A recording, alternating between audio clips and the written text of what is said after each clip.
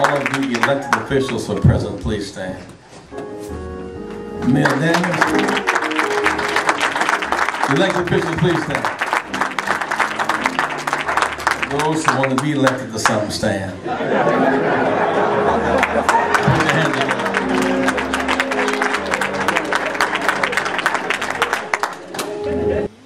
On January 13th to 15th, we're having a Rainbow Push Economic Summit Conference in New York on Wall Street. We want a New Haven presence at the Wall Street Summit Conference.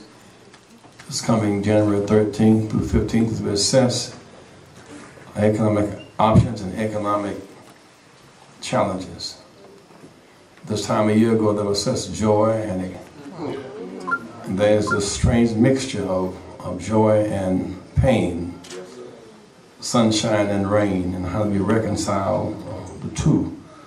We'll talk more about that conference January 13th through 15th in New York on next week. This season takes on heightened meaning for America's moral challenge, its dilemma, its quest for greatness. For many of us, January 1st is the day we look forward to for ham hocks and greens and black-eyed peas and ball games. But in a deeper sense, Lincoln said that on January 1st, the first watch night service, they couldn't sleep. They watched, they sang, they prayed all night long.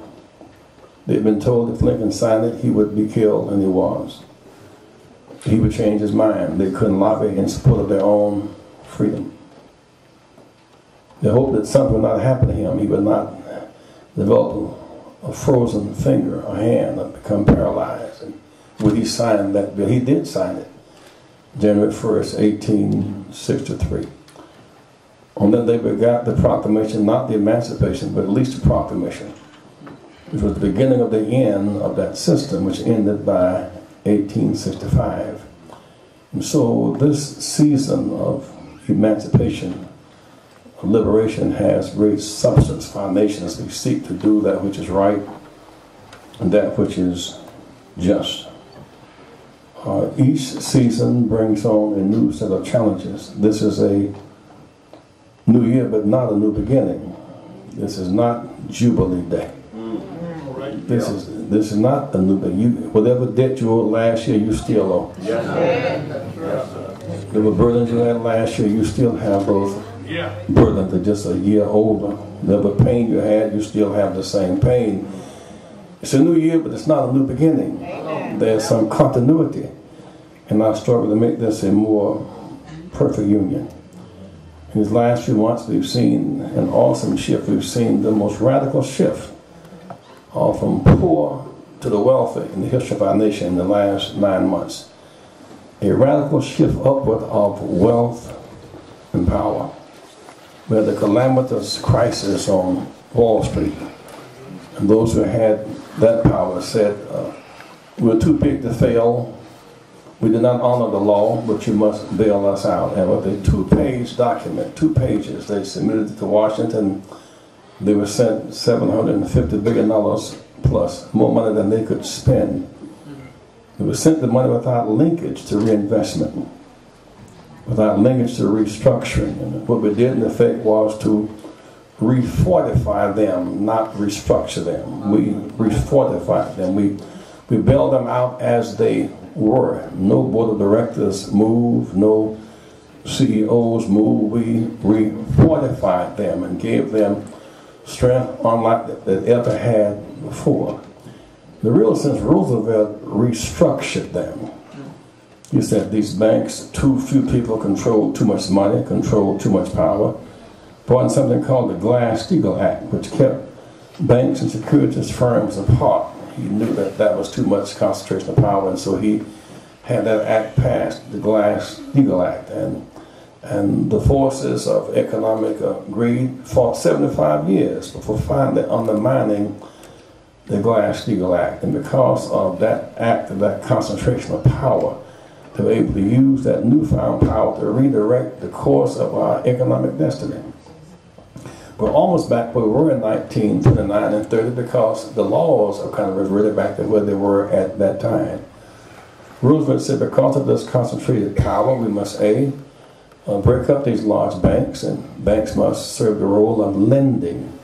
They became kind of reconstruction banks, became home loan banks. He broke up the big banks, declared a moratorium on foreclosures, and the CDC camps put people back to work. His focus was on reconstructing our economy bottom up. The Tennessee Valley Authority to bring about rural electrification. Banks would not have given us rural electrification, but the Tennessee Valley Authority and the FDIC and breaking up big banks, concentrations of power, and folks back to work with the CCC camps and the old idea of modifying a moratorium on the home focus. Roosevelt restructured the economy bottom up. We're now trying to fortify it top down, and with an amazing degree of arrogance, these banks have shown their character without check and balance, without, in some sense, regulation on their behavior. After giving all this money for the bailout, for the fortification, President Barack Obama called for a meeting to meet with them because they were not lending, and 3 of them wouldn't even show up for the meeting of the benefactor. They couldn't make it to D.C. because of bad weather. If you're in New York, you can catch a cellar and get to Washington in 2 hours and 50 minutes every day. They called in because they got the money without linkage to reinvestment. The result is on this last last Monday, there was an article in the New York Times where he did progress on loan modifications for houses and churches. 3.3 million homes eligible for modification. They modified 30,000. Bank of America, 1.1 million homes eligible for modification. They modified 98. Because with the present arrangement, they do not make money from modification. They make money from trading. They make money from investment. They make money from globalization. So the president appealed to them in the meeting to do the right thing. But the fact is, you appeal to individuals, you structure institutions. You appeal to individuals, you structure institutions. I think that's what Randall Niebuhr was alluding to when he said, "Moral man, but immoral society." You deal with structures, with laws that affect their behavior. We live in our faith, we live under the law. With laws and regulations, you affect the behavior of institutions. Paul spent an awful lot of time on individual behavior and private moral values. But at some point, Paul said, I think I see something different now. That this thing is not just about George Wallace, it's about the laws of Alabama. It's not just about the bus driver, it's about a law above the bus driver's head. The law read, colored seat from the front, whites from the rear, and those who violate be punished by law. We had to change the laws. This was not a faith mission, this was a law mission. Yeah. What made Dr. King different was he led us to change the laws. The 1955 Montgomery bus boycott was codified with winning the lawsuit in 1956, based upon the 1954 premise. We marched for 8 years. We got the 1964 public accommodation and made it illegal to deny us access to public accommodation. Not about being unfaithful, it became illegal. The day he gave that speech in Washington, from Florida across to Texas up to Maryland, a person of color couldn't use a single public toilet. Our money was counterfeited. We could not buy ice cream at Howard Johnson's. We could not rent a room at the Holiday Inn. We couldn't take a picture in the lawn of the state capitol, but dogs could because of the law. Some good people say, "I'm with you," but the law says we had to fight to change the law.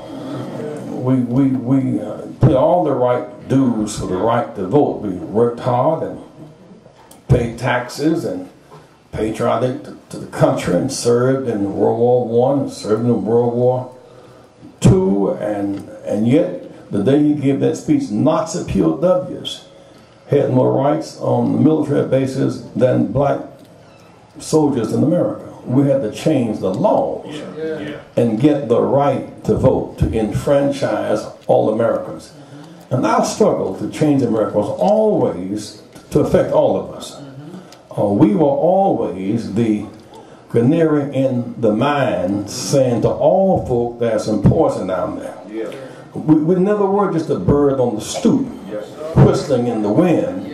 We were the canary in the mine, saying there's some poison down there. And so what was good for African Americans was good for everybody. Because it was always about there's poison down there hurting everybody. When we ended slavery, it helped everybody. Two days ago, Alabama played Texas in the big game, championship game in Pasadena, California. The fact is, if we had lost the battle in Alabama against George Wallace, Alabama couldn't have been in Pasadena. If George Wallace had won, locking blacks out the school door in Alabama, they couldn't have had an all-white team in Pasadena. If Sweat had lost the lawsuit in Texas, you couldn't have had Texas, or Vince Young, as it were, in Pasadena. So when these walls come down, they help all of us.